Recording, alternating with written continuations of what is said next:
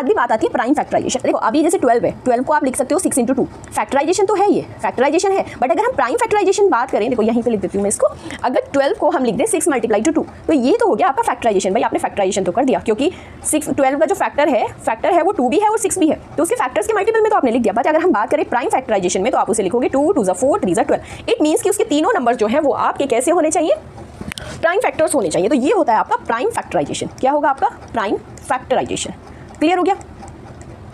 तो इसी तरह आप हमें फाइंड करना है। देखो छोटे छोटे नंबर्स हमारे आए, जैसे 30 तक था तो 30 को भी हमने डायरेक्टली लिख दिया कि भाई 2 × 3 × 5 हो गया 30।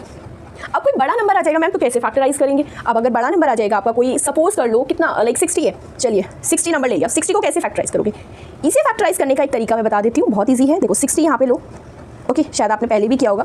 60 को सबसे छोटा प्राइम नंबर हमारा कौन सा होता है? हमारे प्राइम नंबर्स कौन से होते हैं? 2, 3, 5 एंड सो ऑन। तो सबसे छोटा प्राइम नंबर पकड़ो, पहले 2 से डिवाइड करो, कितने टाइम्स जाएगा? 2 × 3 = 6, 2 × 0 = 0, फिर से 2 से डिवाइड हो रहा है, तो 2 × 1 = 2, रिमाइंडर बचेगा 1, 2 × 5 = 10। अब 2 से तो नहीं डिवाइड हो रहा, तो नेक्स्ट फैक्टर देखो 3 है, चलिए 3 से डिवाइड करते हैं, 3 × 5 = 15 हो गया। चलिए अब 5 3 से तो होगा नहीं, तो नेक्स्ट प्राइम हमारा 5 है, 5 × 1 = 5। हमें तब तक वेट करना है जब तक यहाँ पर 1 ना आ जाए। तो अब 60 को कैसे लिख सकते हो? 60 का प्राइम फैक्टराइजेशन क्या हो जाएगा? 2 × 2 × 2 × 3 × 5। देख सकते हो आप, 2 × 2 = 4, 3 × 12 = 5 = 60 हो गया 60। तो यही था आपका प्राइम फैक्टराइजेशन जो हमें करना था यहाँ पर। क्लियर हो गया?